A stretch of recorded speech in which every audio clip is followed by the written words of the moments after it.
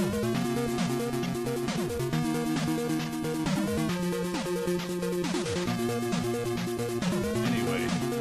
we are talking about Spider-Man movies.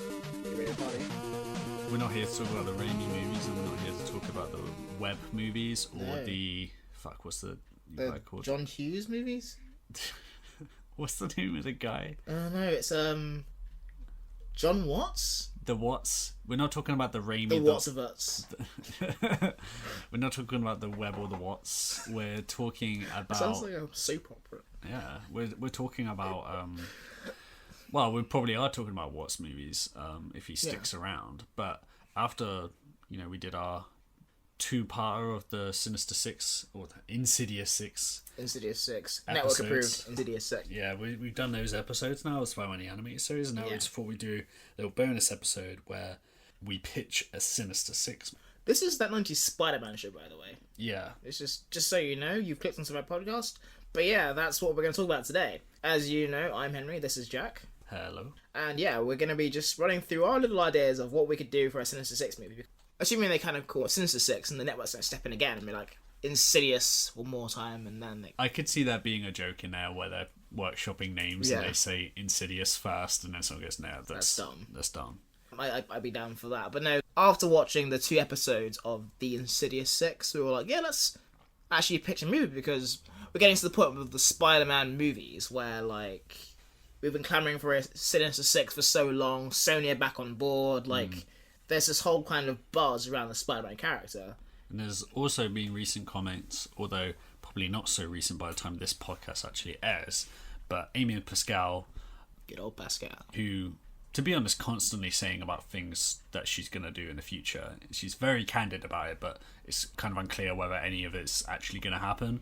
Obviously, I vetoed halfway through, you don't know. Yeah, and then there's that infamous interview with her and Kevin Feige where she says that Venom is in the MCU, and then he just has this look on his face where he just doesn't know what to say because he doesn't agree. He's like, oh, I punched this bitch in the face. Yeah, but she recently said that this someone asked her about the Sinister Six movie, which for those who don't know, back when the Amazing Spider-Man series was still ongoing, there was a planned Sinister Six movie, and not a Spider-Man movie with the Sinister Six number, a Sinister Six movie which would have been written and directed by Drew Goddard, known for Cabin in the Woods, and...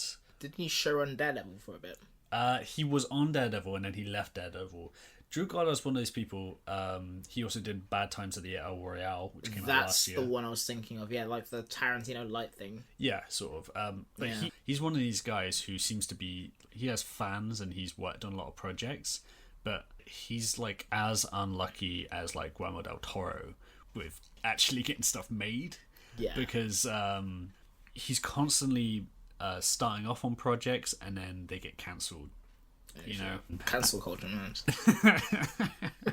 Yeah, the cancel culture only exists for Drew Goddard. Yeah, he's just trying to get through his workday. And he keeps getting his projects cancelled. He wants to go to work when his turn gets cancelled. It's just Anyway, Amy Pascal said that whenever Drew wants to do this project, we're ready for him to do that. Yeah, and Sony, like, not sure exactly how it works out on the business side, but Sony have the rights to all these Spider-Man characters, so like there's no reason why they can't do a Sinister Six movie and push for that and not have it happen in a Spider-Man movie. I mean, there's all sorts of shit that they could do with it, but we thought we would talk about how we think it should go down, and specifically how it should go down in the MCU, presuming that Spider-Man sticks around in it for a while.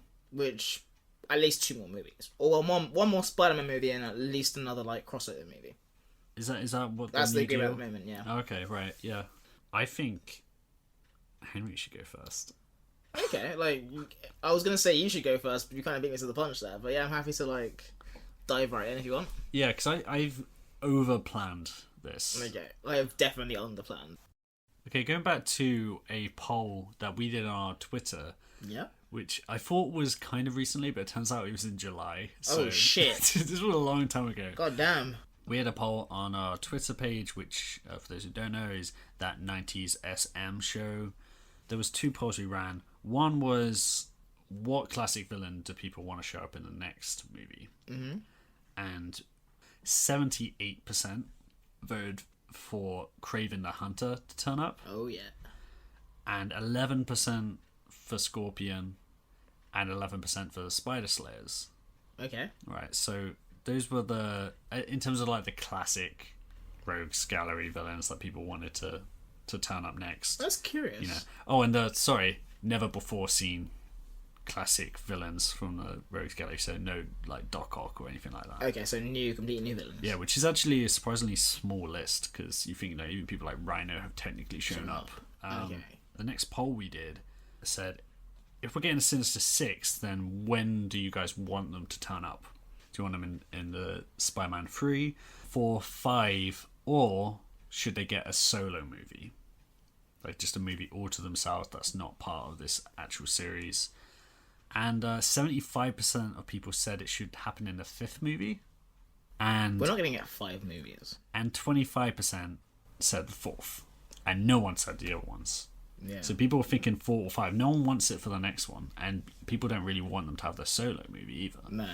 But let's go into like how we think it should play out, who should be in the Sinister Six, and what that kind of movie it should be. Let's just say that Sony and Marvel Studios have a fruitful relationship forever. Yeah. But, and we bring it anybody we want. Yeah, so this is a much easier job of planning than they actually have to do, where they have to like dodge contracts along the way. Interesting. Okay, so I'm going first. Yeah, I kind of want to just throw you under the bus. I'm ready. Oh my god, the bus is coming. Okay, so that was terrible. Anyway, so first things first, I kind of wanted to work with as much of what we have in the MCU as possible. Mm-hmm. So at the moment we have 4 of Spider-Man's Rogues Gallery. That is Vulture, Mm-hmm. Shocker, Mm-hmm. we have Mysterio, Yeah. and we have, what's the other one? Scorpion. A Matt Gargan. Gargan. Or at least a version of Scorpion. A version of Scorpion. Yeah. So those are the 4 I'm going to work with. Mm-hmm. And then I'd like to add in 2 more. Yeah, you know what? I think I know what one of them is going to be at least. Actually, no, I think I know what both of them are going to be. What do you think it's going to be? Well, it's going to be Kraven. No, actually. Oh, shit. Doc Ock? Doc Ock. Okay, yeah. Okay, so Doc Ock's going to be in it. I wanted to have Rhino. Paul Giamatti himself. Paul Giamatti himself. Let's bring him back as Rhino. Let's give him an actual Rhino suit. I'm fucking down for it. Alright. But what I thought I might do is just like kind of run through the plot like as loosely as possible, like still like kind of fucking around with it. Okay, so where do you think this is? This is directly out of Far From Home. So you're thinking Spider-Man 3. Spider-Man 3. Which was Spider-Man 3. Yeah. Spider-Man 9, if you will. Yes. First thing I'll say, Yeah. and this might be a lot to ask because it is kind of a corner to work your way out of. Yeah. This is starting with Peter Parker's identity being revealed to the world. Okay. Everyone knows who he is, and that's presumably the starting point of the Far From Home sequel. I would say probably a couple months afterwards, actually. Okay, but at this point, the secret is out there, or it has been released. So I thought about this for a while, and I was kind of like, you know what? I'm just gonna retcon it. You're gonna retcon it? Like, literally what's gonna happen is, so the first scene of the film, pretty much, is Rhino's, like, fucking around at a bank or whatever, and Spider-Man kicks the shit out of him and, like, apprehends him. And in a similar way to, like, what we're gonna have in Far From Home, like, a cop's gonna be like, so, are you really that Parker kid? And Spider-Man's gonna be like, yeah, I'm a 15-year-old boy. That's what's happening. That's pretty much how it's gonna go, with it, like, kind of outed, but no one kind of believes it. Right. He thinks his identity's been revealed, but it's not really been revealed, and like everyone at school's just ripping into him for this. They're like, "Oh yes, you're gonna fly away, Spider-Man." He's getting bullied and like he's getting shit on. Yeah. And what does Flash think of this? Flash is obviously that's not you. Yeah. Why would that guy say that? That fucking asshole. So he's being mercilessly just bullied for this. The idea I wanted to have was just kind of put strain in his personal relationships. He wants to have alone time with MJ. But he can't now because everyone's just making fun of it all the time. Outside of what's going on in high school, yeah, you know, how is like the public? Like you said, like no one believes it or whatever. But what does that mean for Peter Parker walking down the street? I mean, like, someone might go, like, they might make fun of him, like, oh, you're Spider-Man, aren't you? And it's like, yeah, okay, fuck off. Yeah. Okay. Well, to be honest, I feel like that actually might work specifically with John Watts as director, because it's kind of like there's a less of irreverence to it all. Yes, the way they started Homecoming and the way they started Far From Home was dealing with bullshit from other movies, but doing it in a really funny way. Like, how do we deal with Tony Stark dying and everyone, half the world dying and coming back to life? Let's do like this kind of quite funny introduction to it and just breeze past it in like 2 minutes. Yeah, that's what I kind of want to like go for. It's like it's like a thing and it just gets breezed past. I didn't even think about that, but that's actually like, I'm gonna steal that idea from my right, bastard. That's actually a really good idea. Yeah, I'm into that. Yeah. So we have this Peter Parker who's like just kind of irritated all the time because on the one hand, like, people are just fucking with him, villains are also fucking with him, and like get this like first fight scene where like it's similar to like how we're gonna get in Far From Home. There's like a proper shit talking with this scene where he's like, "Hey, you're the Rhino, aren't you?" And it's like he beats him up, he gets arrested. We have that first introduction to Peter Parker's life, and we cut straight to the Rhino, who is in prison. And I wanted to have it like so it's like in the comics where he can't take his suit off. So there's all these kind of like prison like procedures where he's like in this Rhino costume, right? And he goes through like the prison showers and like puts them like they give him like a suit and they're like, yeah, like I can't wear this. This isn't gonna work. Is half of your Sinister Six movie just a slapstick routine with the Rhino? I wish, no. It's just the first next 5 to 10 minutes of this imaginary script. Wait, can I just ask, with this Rhino, are you going for like the comic accurate? He's a Russian guy, or in the Spider-Man the animated series where he's like from like New Jersey or whatever, and he's kind of got this Tony Soprano accent. Ooh, I don't know what I prefer Paul Giamatti to do. Because obviously it's got to be. It's Paul Giamatti's decision. It's not going to be Paul Giamatti. This is my fantasy script, Jack. It's going to be Paul Giamatti. It's going to be Paul Giamatti. Are you sure you don't want Vin Diesel? I'm sure. Hard choice. It's a hard choice. Like, if Paul Giamatti drops out for creative differences, Vin Diesel's in line. Yeah, Vin Diesel, known for being very civil on set. Getting on with everyone he works with. Vin Diesel and like Paul Giamatti have a feud. Yeah. The two rhinos. Yeah, Rhino versus Rhino. But yeah, so we have this whole thing where like he goes through prison system and it gets to a point where he goes to lunch and you have to sit with people and they're like, well, no, you can't sit with us, you belong with the freaks. And that's when they take him over to like Vulture, Michael Keaton. Mm-hmm. We have Matt Gargan, we have the Shocker. And they just look at him and they're like, Spider-Man? He's like, Spider-Man. Right. Then we cut back to Peter, who's still having a shit time. So he gets a text from MJ saying, we need to talk. MJ is like, I can't handle the scrutiny. Before you were just like Peter Parker the Wallflower. And now everyone kind of knows you and I don't want to call the attention. Mm-hmm. So she breaks up. Oh yeah, that makes sense for this version of MJ, right? Yeah. Because she is not into that. No. So she breaks up with him. She's like, I'll keep your secret, but I can't be around you all the time. Like, I'm finding this exhausting. Sorry, Peter's feeling isolated, I guess. Peter's feeling isolated. And he goes home to Aunt May, where, like, a similar thing is happening, where, like... Whereas before, she kind of thought, like, okay, he's kind of protected by Stark now. Stark's not here. And, like, she's a bit more, like, kind of protective of him, a bit more, like... Aunt May-ish. And Happy's on the other side going, like, no, he's fine. He's going to be okay. I believe him. Happy's still there. He's still there. He's powering on. Right. He's hanging on. Sorry, Favreau, you're getting cut from my... Yeah. Okay, so one day suddenly, like, the four of the prison people get called into, like, a room. Mm-hmm. And the Sinister Four. Sinister Four at this point. Mm-hmm. So it's the warden who's going, like, well, this lawyer here wants to help you out. And he kind of goes to this guy, he's like, so you're Mr. Octavius, aren't you? And then he just kills this warden. So, right. So he's like, he was annoying me, and now he's dead. Dr. Octopus, at this point, is kind of like, look, I need your help with this. A couple of years ago, this arsehole named Tony Stark completely fucked me over. Oh, fuck you. Why are you doing this again? Because it's a really good point to come back to. This idea that, like, yeah, everything that happens in Peter Parker's life is a result of this one dick. Isn't one of these people going to be like, Hawkeye fucked up my life? Nope. Hawkeye fucked my wife. He made me watch. he had like a camera arrow. It was really weird. A camera arrow. Every object he owns has to be an arrow. Yeah.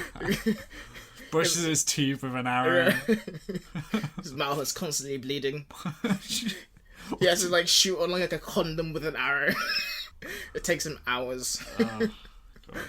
But no, yeah, so Dr. Octopus is like, okay, I've got you guys, and you guys all hate Spider-Man, and Spider-Man, I don't hate Spider-Man, but he's kind of like the only thing I left of stock, and therefore he has to pay. Right, yeah, I'll take revenge beyond the grave, by killing Tony Stark's son. Yeah. And, like, he can't stop me from doing this, I'm gonna be, like, better than him, whatever. There could be even a thing of, like, him... They could even reverse that whole thing, that weird thing where, like, Peter Parker has gone from being, like, this kind of working class dude to, like, being, like... Almost like a Tony Stark 2.0. Yeah, exactly, and he's been kind of...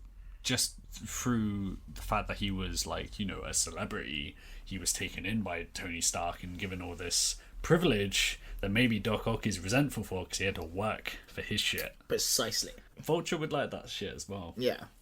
And... Actually, no, for the sake of it, I'm going to say that the villains, for the most part, don't believe that Peter Parker is Spider-Man. But the Vulture does, because he knows. Yeah. But he's keeping it to himself. He's keeping it to himself.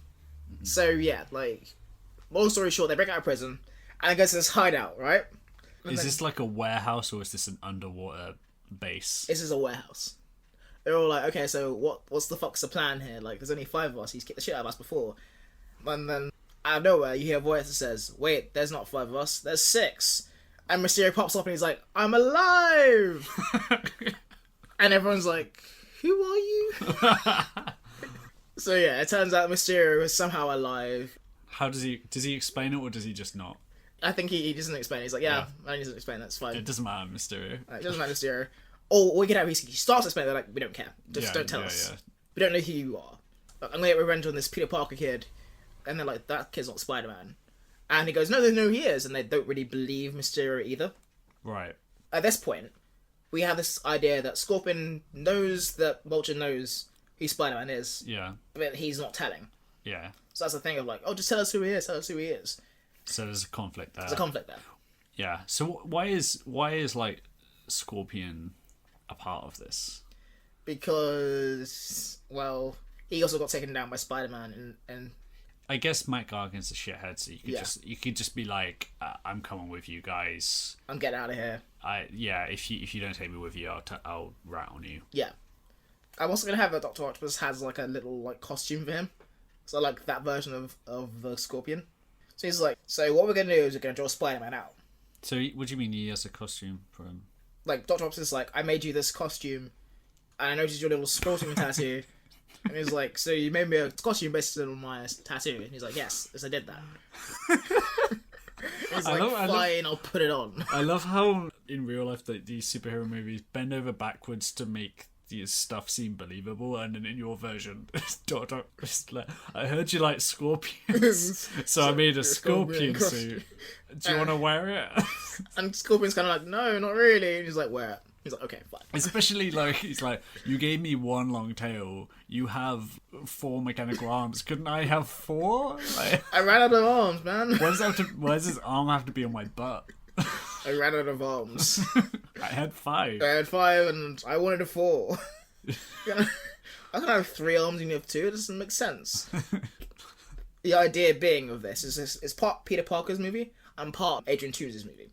Because the whole way through he's dealing with this conflict of, I have to protect this kid because his kid is a really good kid. He saved my life. He saved my daughter's life. At the same time, like, he's with all these people who are like... want to murder him. And he knows he can save So why is Vulture, like, playing double agent then, the whole time? He's conflicted. I don't think he's doing it intentionally, but he's conflicted. But what is he, like, getting involved with? If they're the fuck Spider-Man squad, then why is Vulture involved? He's playing, I guess, double agent. Right. Where he's like, he just doesn't want to kill him. He just doesn't want to kill him. And like in turn, he knows like who Spider-Man is. He's kind of like, shit, I want to protect this kid. But certainly he has to be like, fuck Spider-Man. But he won't give up who he is. And then Mysterio's going, it's Parker, and everyone's like, shut up, Mysterio.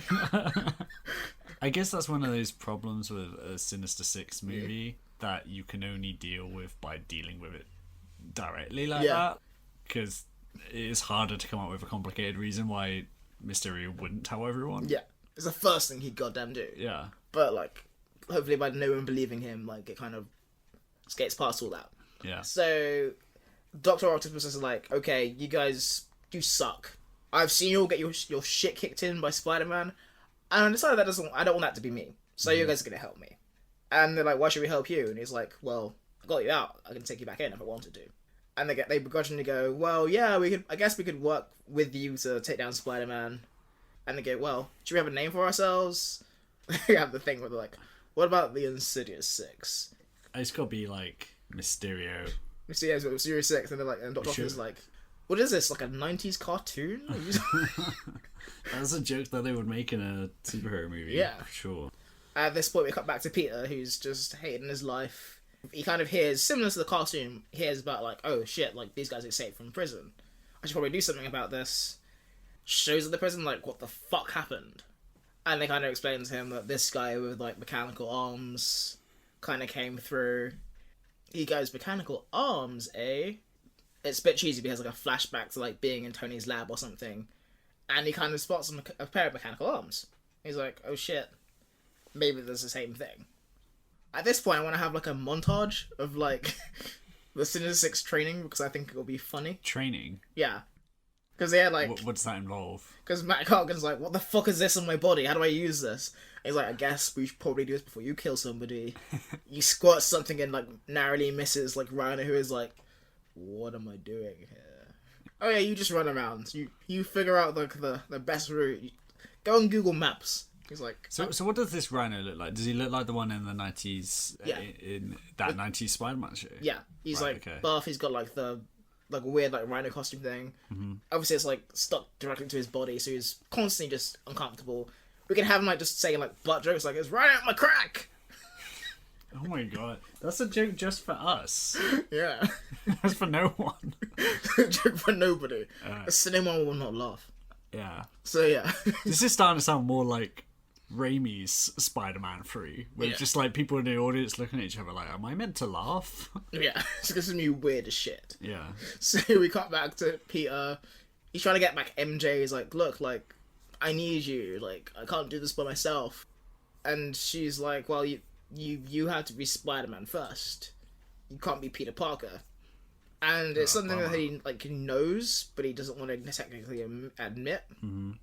He goes out and he goes and fights some crime, and that's when he comes across like the Sinister Six training. They're like, he just comes across them. Yeah, he hears something and he's like, oh shit! Like, are they training at like the docks or something? Like, yeah, right.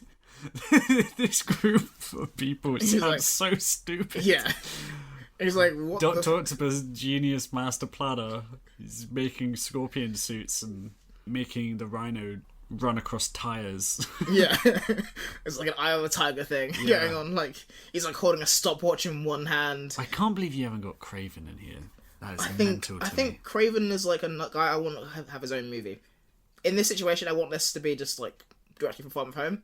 I want to work with what I was given for the most part. Mm-hmm. Do you think it has to be straight after Far From Home? No. But the version I had in my head had him in Far From Home. Okay. So at this point, Spider-Man comes with Sinister Six. And they're like, get them, boys! We can take it, we're 6-1. And they suck. They get their asses kicked, and Spider-Man's like, it's almost as if, like, you guys are worse when you work together. And he kind of swings off all cocky, and everyone's kind of down. Mm-hmm. He's a bit of a dick about it. Spider-Man's had a bad day. Peter's just kind of being way down by it all, and he's just a bit pissy. He just makes him feel bad. And they're all kind of feeling down. A bit like a sports movie at the end of the second act. Are they the protagonists of this movie? Kind of, almost. And Spider-Man is the bad guy. Almost. Right. They already start pressuring the Vulture to say, who is Spider-Man? Right. And it's at this point that Dr. Octopus reveals that, yeah, I know where your daughter lives. Oh, right. And they get more conflict. So this is just so funny to me. Delcott breaks them out of prison. and then takes them to the docks, and they run laps. Yeah. until a teenage boy turns up and beats them all up. Yeah, and like, yeah, we suck. Completely spanks them, and then he's like, "All right, I'm gonna kill your wife unless you tell me." Yeah, we obviously can't do this. Yeah. So Keaton's kind of like, he's conflicted. He's like, shit, if I don't tell them, I'm gonna lose my family. And that's what does it. He's like, okay, fine. I know where we can draw Spider-Man out. It doesn't quite set him out yet, but I know where we can draw him out. And then Mysterio's all about going like, go to Peter Parker's house. And he's like, yes, we're gonna do that. Because if anyone knows Spider-Man is, it's the Stark kid, he calls him. Right. So they hatch that plot, and Spider-Man, I should have like an arc with Spider-Man here, because he's kind of like feeling a bit shit about it all. And he wants to give up and kind of like go back to his old life. But then he like has like a heart talk with Aunt May. And he's like, Aunt May, is this all worth it? I'm gonna die. You're gonna lose someone again. She kind of repeats to him almost what he repeats to himself in Civil War. Where she's like, you have these things you could use, you know? And you have to decide whether or not like you want to be Peter Parker or you want to like help people. And he thinks about it. This doesn't make sense now, I'm saying it out loud. He hears, okay. He swings over, you don't know where he's going. He goes over to MJ's place. And he's kind of like, he kind of sits by the window and he's like, hey MJ. Pours his heart out and he says... Spider-Man. As Spider-Man. Uh-huh. He's like, yeah, like, whatever happens, I want you to know that this, and this, but I have to do this, you were right. Mm-hmm. But I always will care about you, always be there for you. Mm-hmm. And he kind of looks over the window and he realizes the room is empty. Right. The light's been on, but like he realizes the room's been empty. Mm. And he sees a note from like... From Dr. Octopus saying like, okay, we meet us at like the Stark building because that's still standing in this situation. Right. Otherwise, the girl gets it. Yeah. So he heads over, and then Dr. Octopus is just holding people in all of his arms. He's like, Spider-Man! Right. And he reveals his actual plan for this, which is to get into like the Stark industry and kind of take this... Do you remember from the Avengers? Where there's like an infinite power module. Then he like plants like underwater right at the start. Like, Iron Man like... Yeah, and it gives him clean energy for his building. Yeah. Yeah. So Doc Ock obviously wants that. He's like, that's my fucking invention, and I want it for myself. And I hate that. Why has everyone got Stark stealing technology off every person he meets? Because he's a billionaire. I guess that's how they roll. He's just a villain. He's just a villain. A post-mortem villain. Yeah, and Doc Ock is like, if I can have like Allegedly. infinite energy, I can like control like the energy sector. I'll be rich. Peter's like, so why would I help you? That sounds like something I should not do. And you're like, yeah, I'll kill all these people in my arms.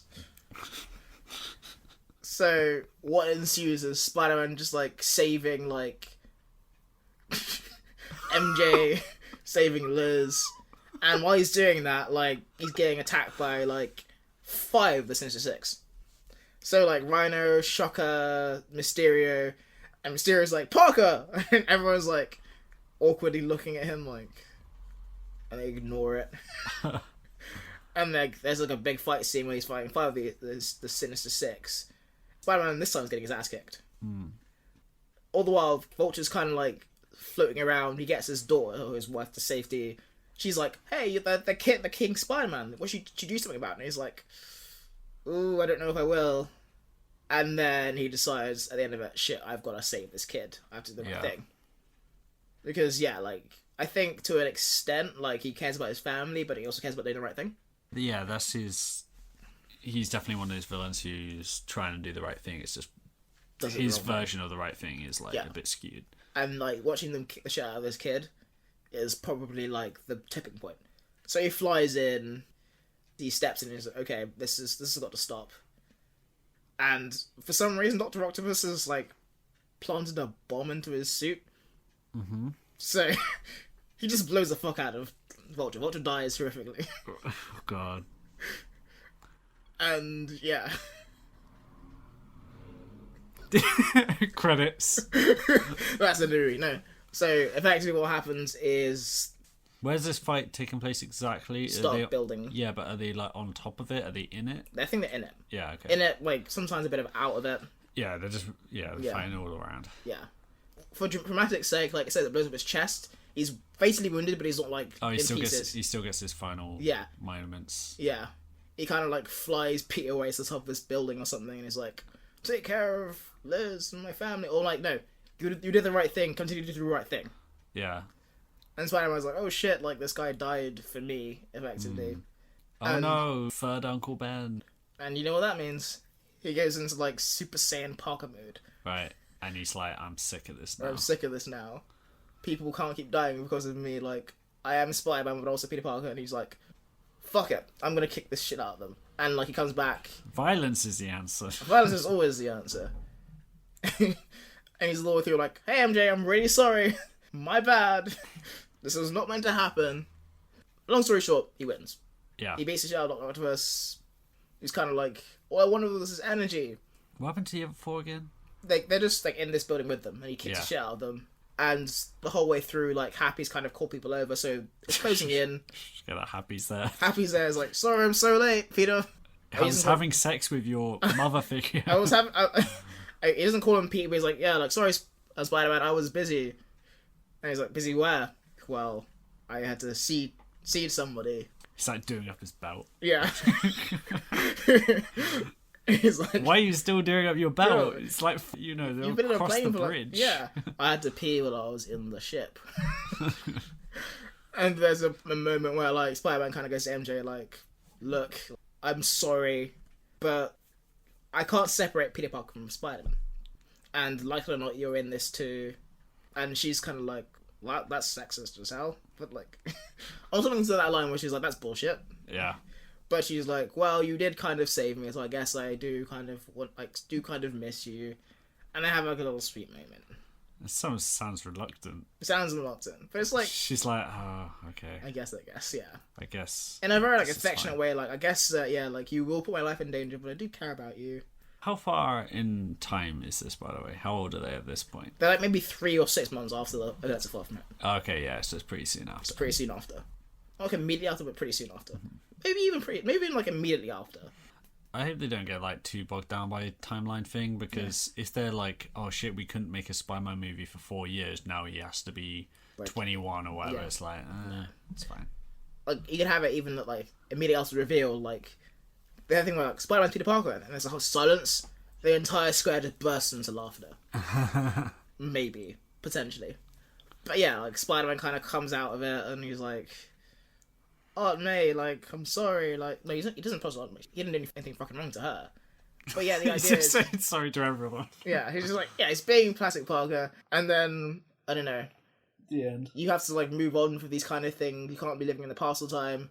I'm gonna go to like the closet with Happy to check out the mops, or like Happy could propose, and they have like a whole thing where like, "Oh no, you're my new uncle." Why did you just do like a accent? I don't know why I did an accent. You did like Spider-Man just trying to tell me was like, "Oh no." You sound almost like this Italian stereotype. "Oh no, Mamma mia." Then it's like a Looney Tunes like ending on that's all, folks. On Peter Parker's face. That's all, folks. It kind of ends with Spider-Man kind of going like, Mysterio's going, "He's Spider-Man, Peter Parker's Spider-Man," and it was like, "Shut up, Mysterio." And it kind of ends in a very like Spider-Man-y way of like, "I'm gonna do the thing now. My life is gonna be shit for a while, but I'm doing this for Michael Keaton." Indirectly. It's funny you say Michael Keaton. "I'm doing this for a random actor who technically doesn't exist in this universe." No. I'm gonna end it like similar way to the Raimi movies in that there's a funeral for Vulture. Right. And like Peter's there as Peter, and he's there with Liz, and Liz was like, "Yeah, he would have really liked you." Yeah. And Peter's like, "Yeah, I figured." And it's a bit of a downer ending, but like the idea that like Peter knows now that other people's lives are in his hands, I guess, is the central point. I don't want to be like that Vulture man. Yeah. I want to like make sure I'm doing the responsible thing. Yeah. He goes back to school, everyone's kind of bullying him about being Spider-Man, and he's like, "You know what? I don't care." Yeah. He kind of just like lets it all go. Everyone like really commented is like, "Oh shit, he's not responding to anymore. Let's leave him alone." And he goes back to normal, and he's like, shit, I could have done it the whole time. And yeah, more or less, that's the end of the movie. So it's a movie about bullying. A movie about bullying, Yeah. And how it can spur you on to better things. You know what? I think there's too good, too bad I've got for that. Yeah. Alright. Number one, good. I agree that Vulture should have a turn, a change of heart, and get an emotional conclusion. Yeah. With Liz Allen coming back. Another good is the idea that people just wouldn't believe that Peter Parker's Spider-Man is a really efficient and funny way to deal with that problem. Yeah. Bad. I hate Tony Stark as a motivation. It's a really like just good well to go back to. That well, has been dry. You're just pulling up buckets of mud. You're making children drink mud. How about this then? Maybe like, okay, something like Tony Stark fucked me over, but he's like, I'm jealous of Tony Stark and I want his tech. Yeah. Would that make it better? I think so. Also, I forgot my second bad thing that I was going to say. I'm going to assume it's a good. No. To be fair, like, this is like maybe where like the idea of having notes kind of comes in, where I was like, kind of like... Oh, yeah. It's worth pointing out that the reason why we did this episode in the first place is because the reason why we were doing this episode anyway is that I came up with... I was going to message Henry and be like, oh, what do you think a Sinister Six movie should be, or what do you think these future movies could be? I didn't message you or something, and I was like, oh, this is kind of a fun exercise, and I wrote down what I wanted one to be, and then I just went on, and then my notes became really long. Yeah. And then I was like, okay, this has to be an episode now, because I've got too many notes. Yeah. And then we did the whole podcast break, and then we got a few episodes in, and it just escalated. It just escalated, and then I came in like, okay, I've got all these notes, let's do this. And then Henry was like, I don't have notes, and I don't want to make notes. I'm just gonna wing it. Yeah, and I think that's led to some great moments, such as Dr. Octopus gifting Scorpion a scorpion suit because he thought his tattoo was really cute. Yeah. I just love the idea of Dr. Octopus paying that amount of attention. He sees it just implies like this closeness and this intimacy between these two men. What we could have in the movie is like Matt Gardner's constantly just creeped out by it. He's like, why do you know so much about me? And he's like, just don't worry about it. You know what? I think there's a lot of interesting stuff in that movie that you just created, and I think everyone would hate it. I would love it. I think it's a very Spider-Man free thing. Yeah. But let's be fair, that movie got like a lot of unfair like hate.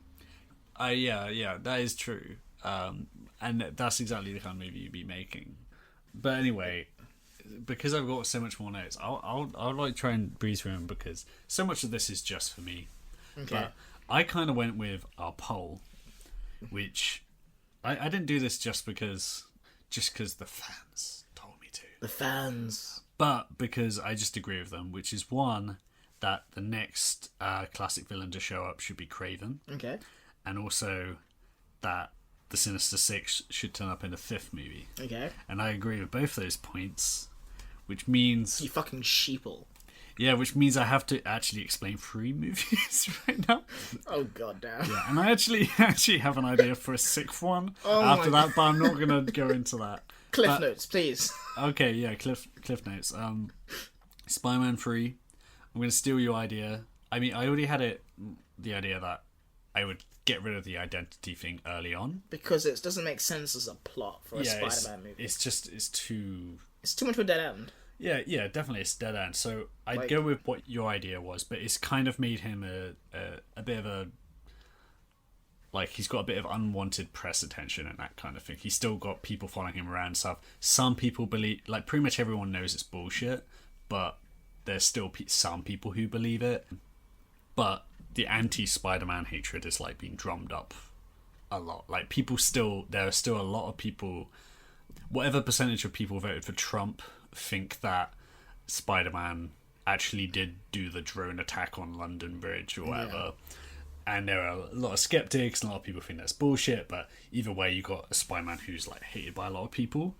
I'm gonna steal a joke from a Daredevil comic, because there's a Daredevil series where Matt Murdock's identity gets revealed but it's not proven.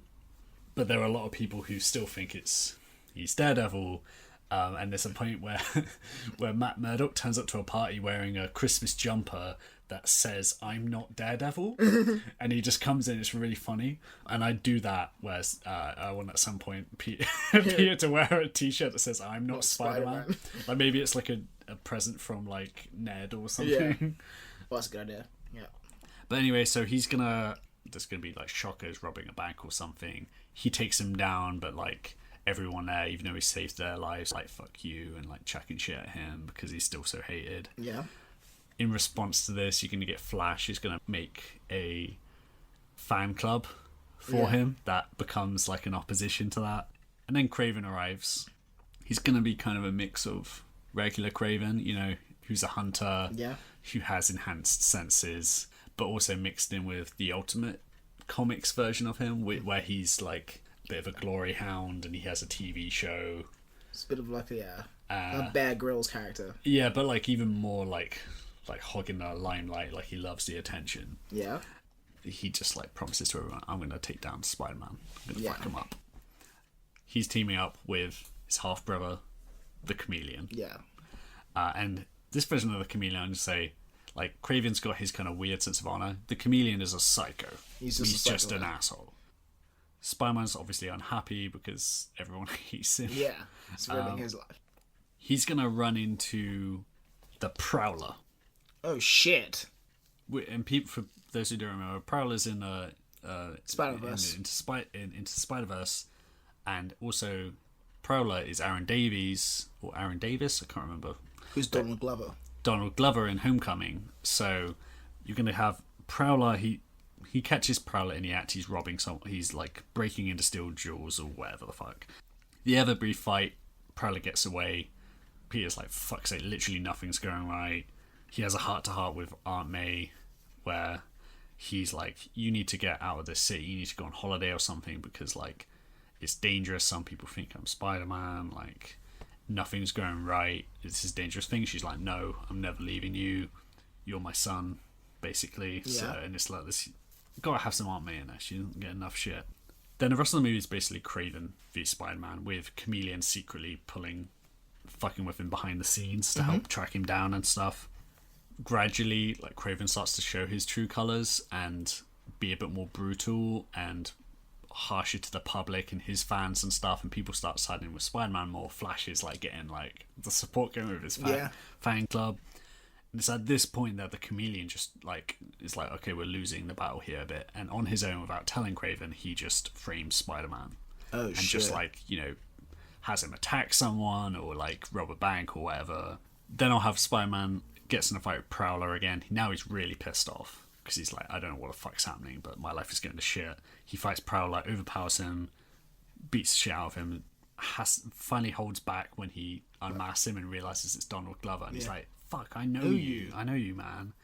Donald Glover's like, dude, I'm just doing this for my family. I'm just stealing from the rich.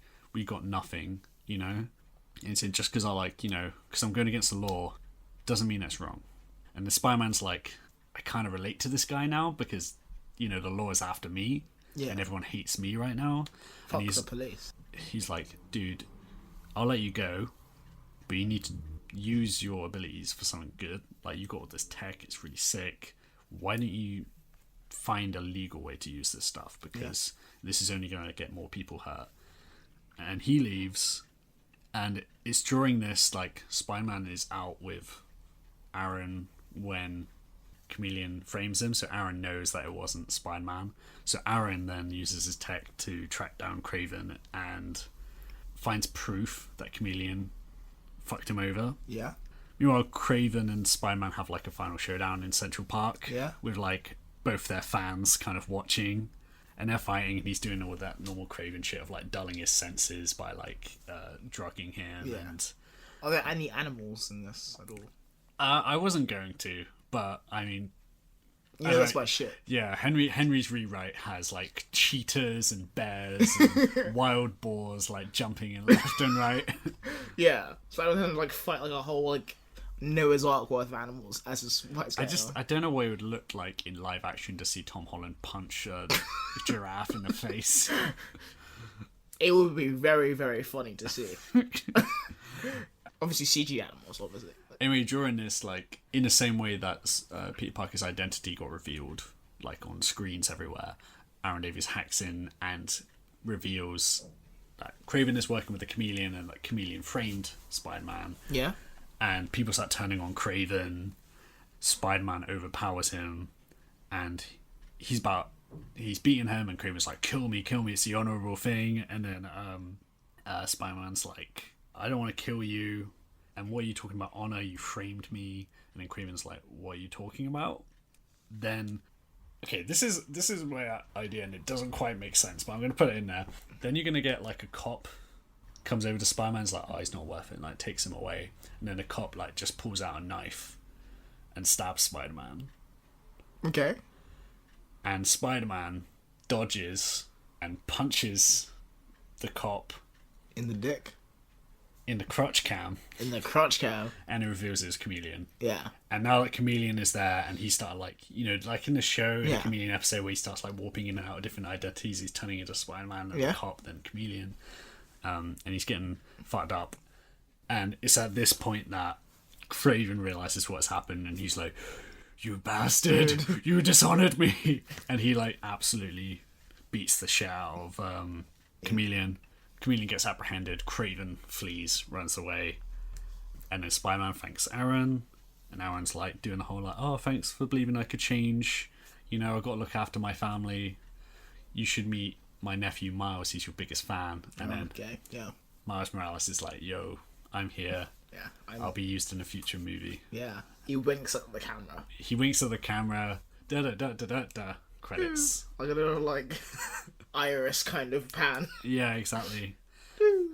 Oh. Love that sound effect. Yeah.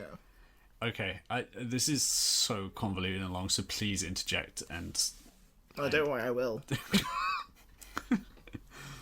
Spider-Man 4. Oh, God.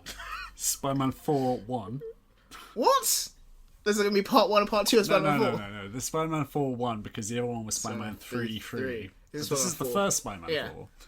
I finally got there. And I stole this idea of you when we were talking about how would a Scorpion movie work back in our Scorpion episode. Everybody hates Scorpion. Well, everyone hates Scorpion. Everybody. Yeah. And you said that, I was like, how would you make that work? There's no arc to it because Scorpion just kind of sucks. Yeah. And then you were like, well, the arc is J. Jonah Jameson's arc. Yeah. So this would be my JJ movie. You bring back J.K. Simmons. Oh, shit. Introduce the dynamic between them. You know, the whole, like, stealing his newspaper, fucking with him, all this stuff. JJ's angry because everyone was riled up about Spider-Man, but now they've lost it. Now people conflicted. Still, people don't trust him, but it's more of a 50-50 thing, and he's pissed about it. He's, like, saying news about Spider-Man to get the thing up. Yeah, and Peter's kind of getting, like, a bit more cocky with it because he knows he fought back and got a bit of the public on his side, so he's fucking with JJ extra. Yeah. JJ fucking hates it. Spider-Man's like, his like sort of B story is kind of him. He's doing some crime fighting shit. Fuck it, I'm gonna just throw in Black Cat. Sure, Black Cat's there. Why not? They're taking time crime shit. They're looking for the big man.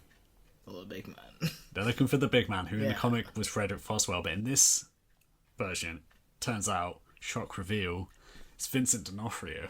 Yes! And you get Kingpin. Okay. But while he's trying to take down Kingpin's plans, JJ starts funding Spencer Smythe. Oh my god. To create adversaries for Spider-Man, so he just makes drones and little spider creatures and stuff to take him down. And this is kind of interfering, like he's having to fight these like robots while he's going after Kingpin. This is just all an excuse so that there can be a Spider-Man scene with Vincent D'Onofrio. He can't take down Kingpin because he's got that whole immunity thing where like there's no proof that he's involved with anything. Spider-Man ends up not having to take him down, he has to leave him. Revealed that Kingpin is actually in league with Spencer Smythe secretly because he's like, the more Spider-Man's fucked with, the less he can fuck with my crime. Yeah. Eventually, Smythe creates the ultimate Spider Slayer, in which he uses a test subject called Matt Gargan. Oh god, okay. the ultimate spider slayer is the Scorpion. How long is it taking you to put a person in one of these? And JJ's like kind of reluctant because he's like knows that Gargan's a piece of shit, but he's like, no, fuck Spider-Man though. We'll just take him out. Yeah. They create Scorpion, and then it's pretty much that same kind of dynamic from the comics and from the animated series where Scorpion goes after Spider-Man and they fight, but then he's like a monster now, so he's like, okay, fuck JJ, and he goes after JJ. He kills Spencer Smythe. You gotta get a Smythe death in there. Yeah. Gets fucking owned, he gets killed. As I can watch somehow. Yeah, and then is my father alright? And then he just like snaps explodes. his neck.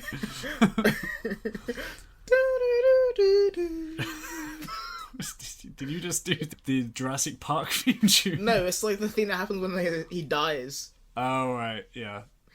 I prefer the Jurassic Park theme. It's really optimistic, beautiful theme as he dies horribly. He just chokes to death on his own blood. At the end, similar to the show, JJ ends up actually saving Spider-Man. He elbows Matt Garland. Yeah, he saves his life. Spider-Man takes down Scorpion. And then at the end, Spider-Man's kind of like, fuck you, JJ. And this whole thing, like, JJ's been a piece of shit for most of this movie, so you're not really expecting much of him. But then JJ surprises by writing an editorial admitting that he was the guy who created this creature that caused all this destruction. He publishes the editorial and he steps down from the Bugle. Well, he does his little InfoWars video. Yeah. This is my final video. Yeah. And he steps down, and that's 4. So this is an actual Sinister Six movie now. Yeah. Here's Spider-Man 5, part 1 of 3. Oh my god. No, I'm kidding. It's just one movie. No, go on. Right, okay. Your little preamble to this, the little prologue, is Craven. Craven is like gone back to the jungle, like licking his wounds, and then who appears but Mysterio in the jungle. Yeah, and how I would like to see Mysterio and Craven have a fight when Craven's just reacting to him, and Craven actually gets the upper hand a bit because he has his senses and he's just like, I'm not like using my eyes to see where your illusions are and everything. I can smell that you're over there. So they kind of have a bit of a stalemate, and then Mysterio's like, look, Spider-Man ruined my life, ruined your life. Let's fuck him up. Yeah. That's your like your Breaking Bad cold open. Yeah. Mysterio and Craven then lead a breakout of the Raft, which you might remember from Civil War. It's a prison. Oh yeah. But in the comics, it's like, I think the Raft is meant to be like by New York City, which is why the villains keep just like leaving it and going to New York. Should we maybe move this super prison? Nah, it'll be fine. But I'd love to see the scene where like Mysterio is basically, Craven's just a bit of a heavy, but Mysterio is like using his illusions to like fuck with people as he like gets in and gets everyone's equipment, and he breaks out Shocker, Scorpion, and Vulture. Yeah. And all their equipment. Sorry, my notes I wrote Shocker twice, which is just funny to me. Shocker and Shocker. It's like that Knuckles song. Knuckles and Knuckles. You know that song? No. I'm going to play it for you right now, and then I'll just edit into the podcast later. Okay. There's Sonic and Knuckles video game that has a theme tune, which is a rap, and then someone replaced loads of words with Knuckles. So I think you've told me about this. So he just keeps saying Knuckles over and over again. Here I come, rougher than Knuckles. The best of them, tougher than Knuckles. You can call me Knuckles, unlike Knuckles. I don't chuckle, I'd rather flex my knuckles. Anyway. That's amazing. Anyway, they're all leaving, and it's at this point that Mysterio reveals that they're working for someone else. They're working for a master planner. Oh, shit.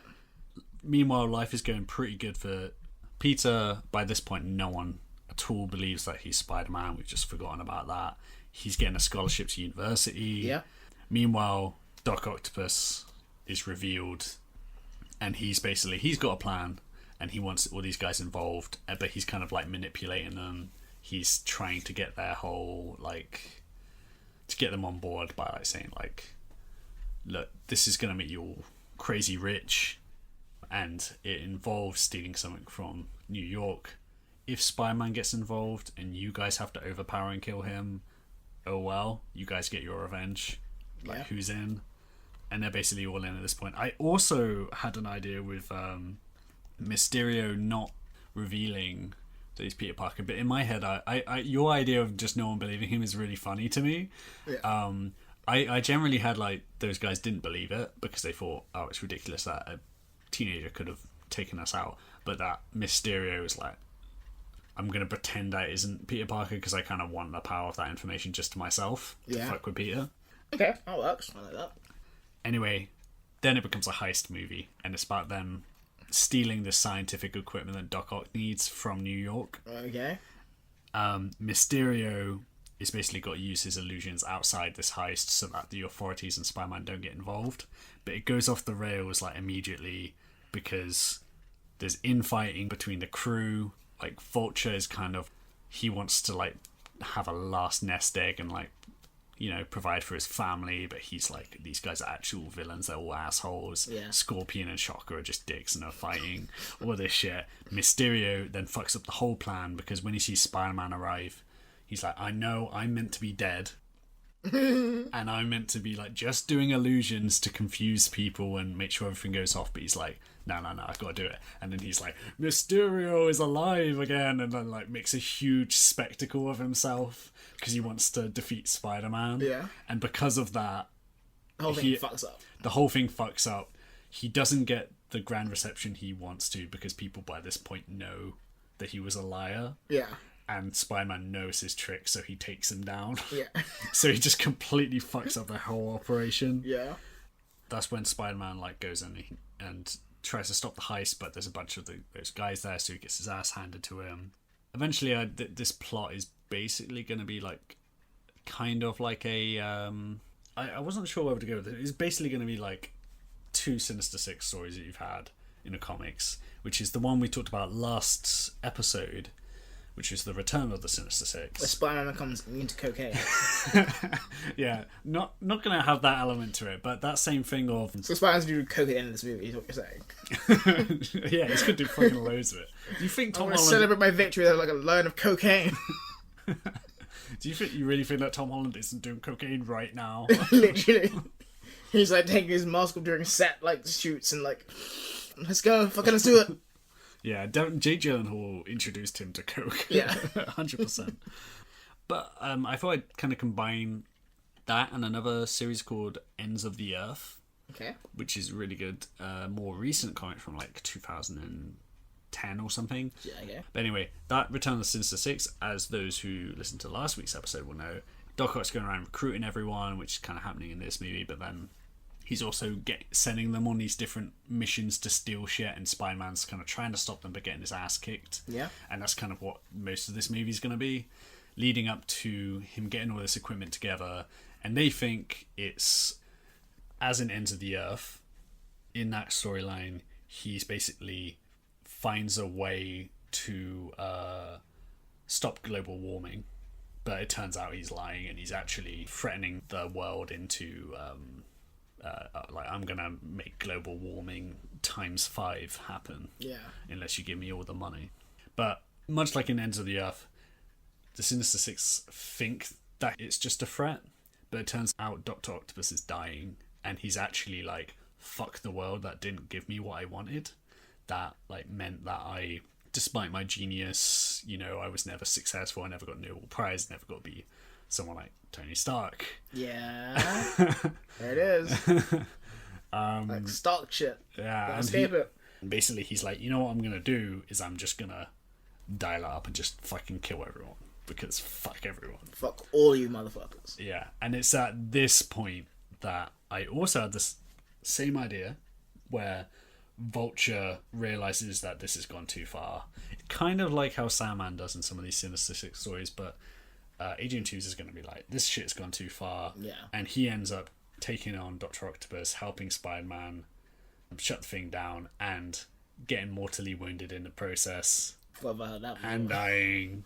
So we kind of have a similar ending where, because I think that's a very clear thing that if they are setting things up, that is what they're setting up to. Because the return of an Adrian Toomes at some point. yeah, they've set him up to return. They're building all these villains. Michael Keaton's too good of an actor to use once and just have him in the background and not use him. And he's also a character who it doesn't make sense to bring him in, I think, just for revenge or just as one of a team.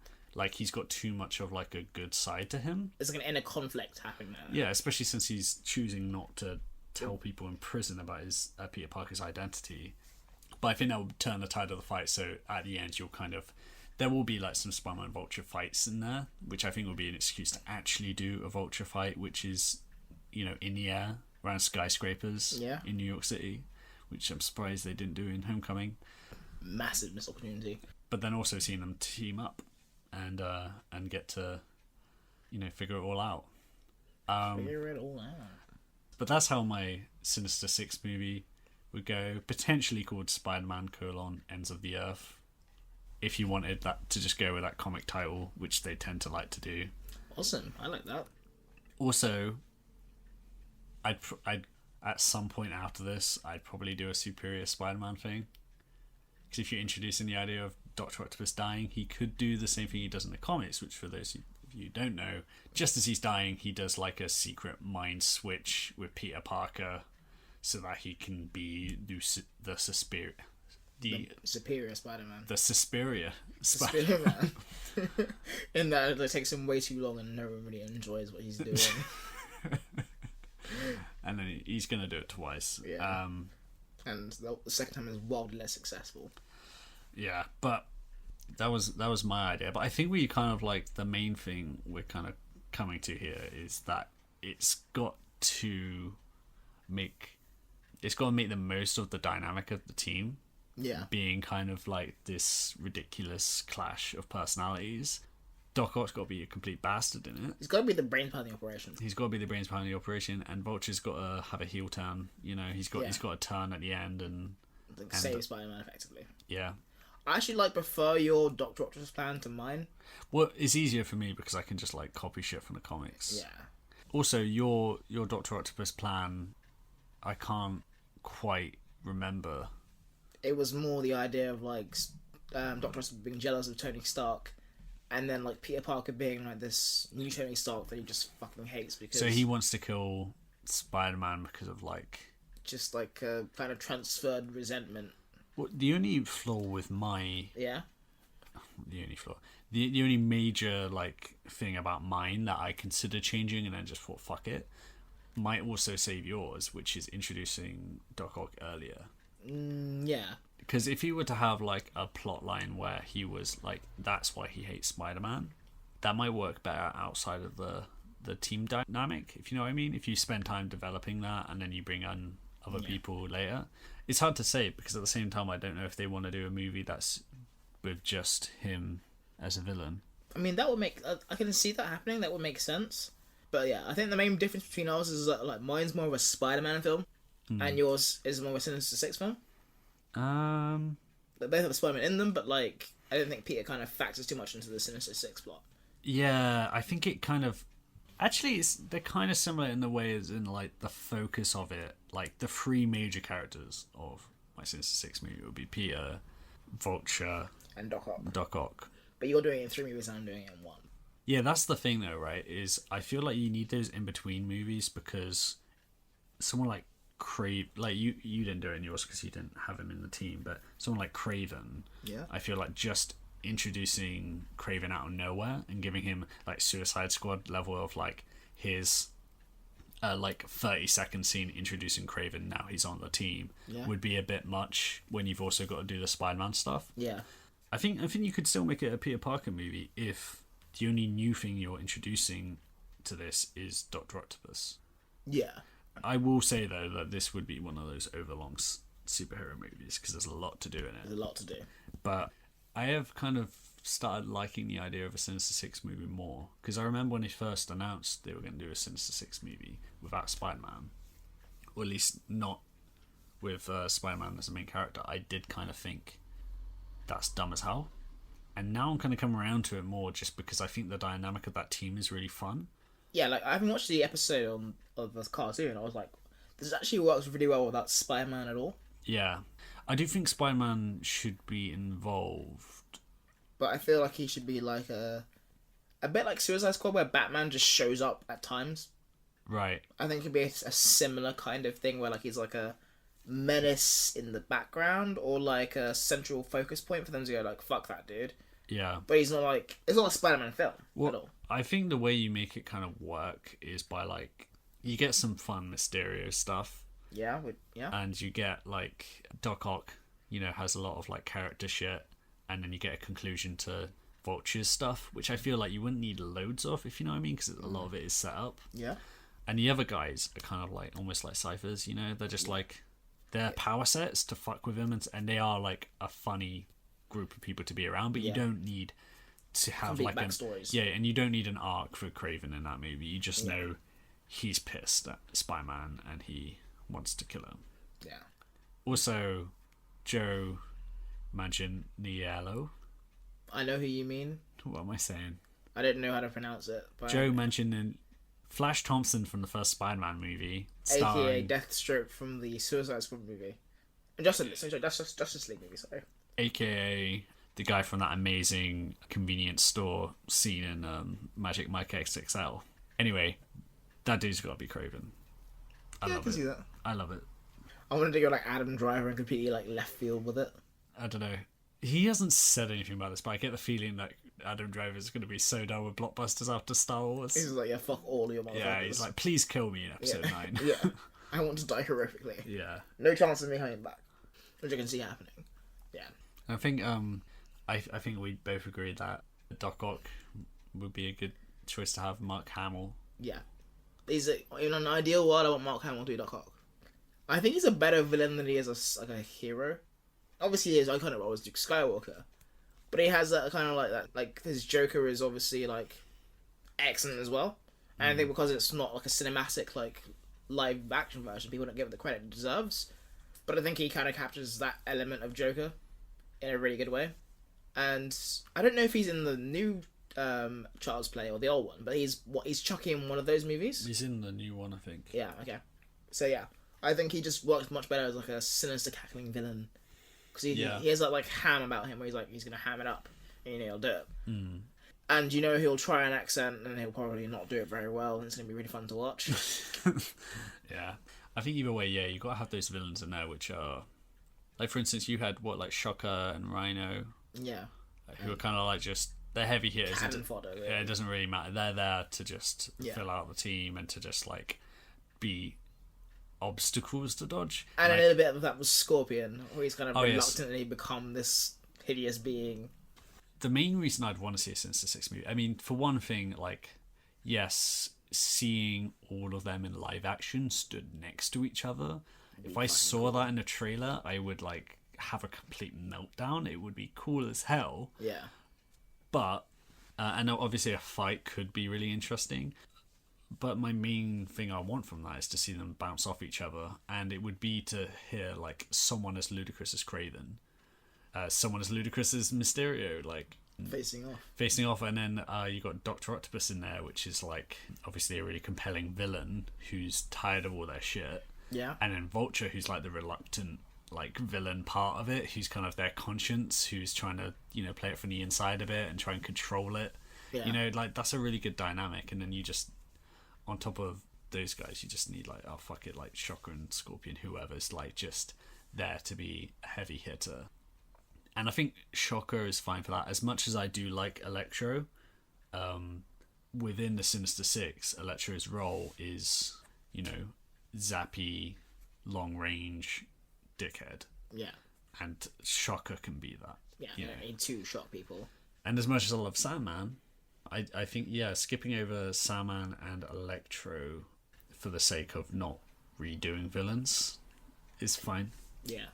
Especially when you got people like Scorpion who might otherwise not get in any movie if they're not introduced in that way. He's not really like a big like blockbuster villain that way. I suppose the other option for this would be my potential Spider-Man 4 movie, which would be the Kingpin, Spider Slayer, Scorpion, Black Cat movie, you could just delete that and then just have Rhino in a Scorpion. Okay. Because you don't really need to explain Rhino.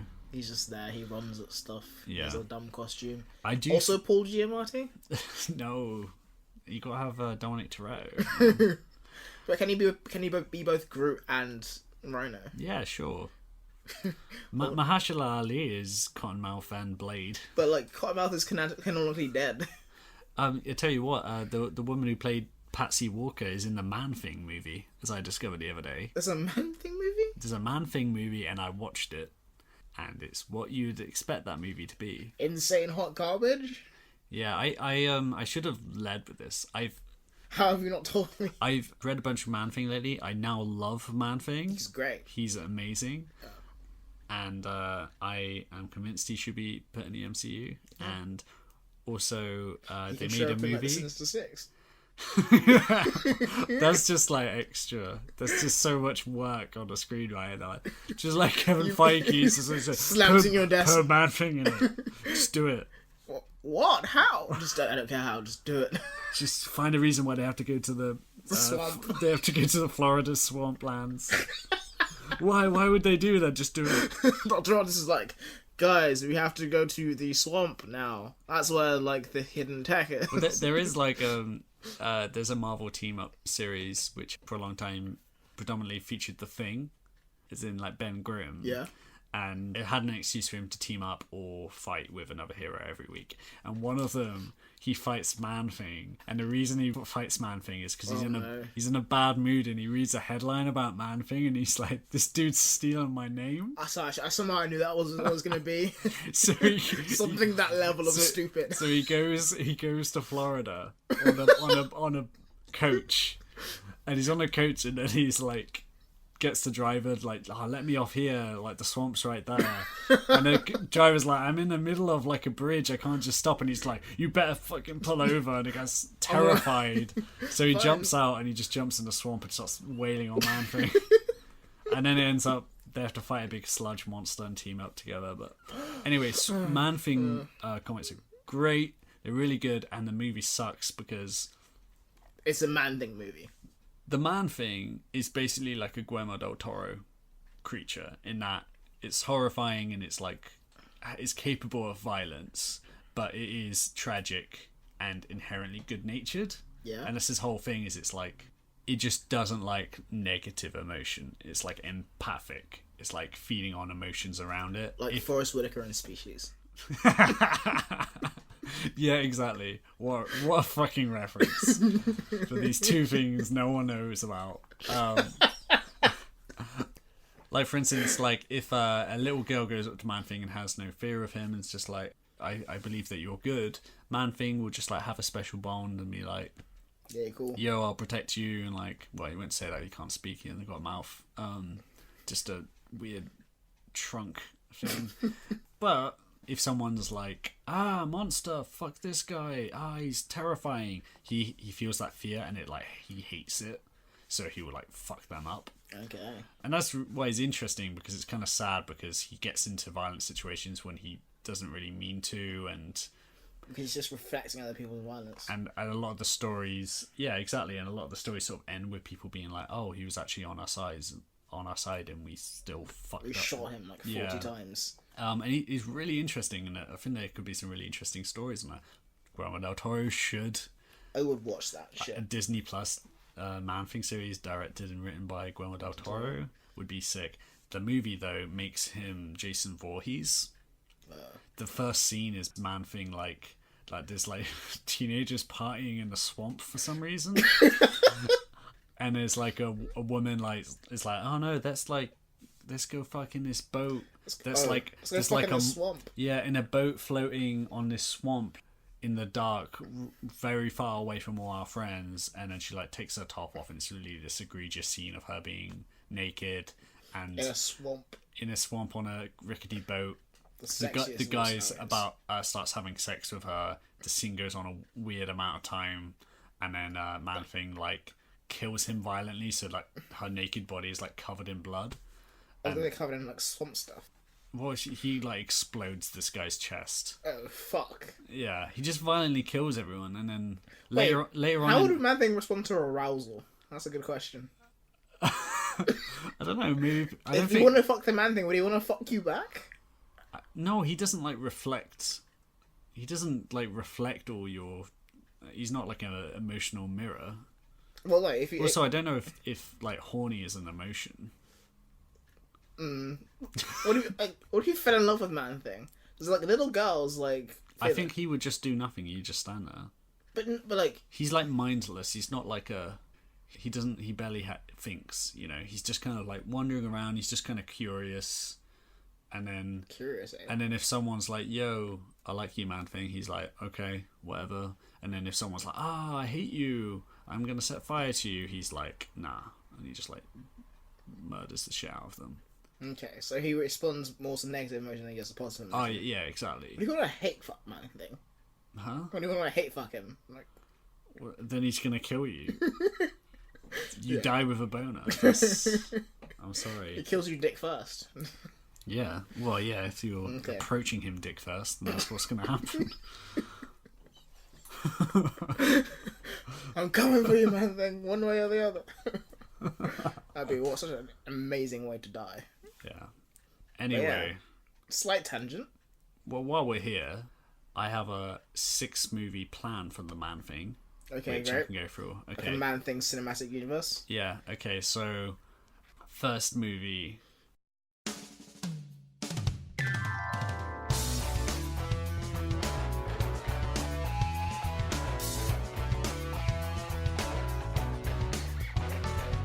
Here I come, rougher than knuckles. The best of them, tougher than knuckles. You can call me Knuckles, unlike Knuckles. I don't chuckle. I'd rather flex my knuckles. I'm hard as knuckles. It ain't hard to chuckle. I break them down whether they knuckles. Knuckles, unlike knuckles. I'm independent since my first chuckle. First knuckles, still the knuckles, then the knuckle chuckle. Born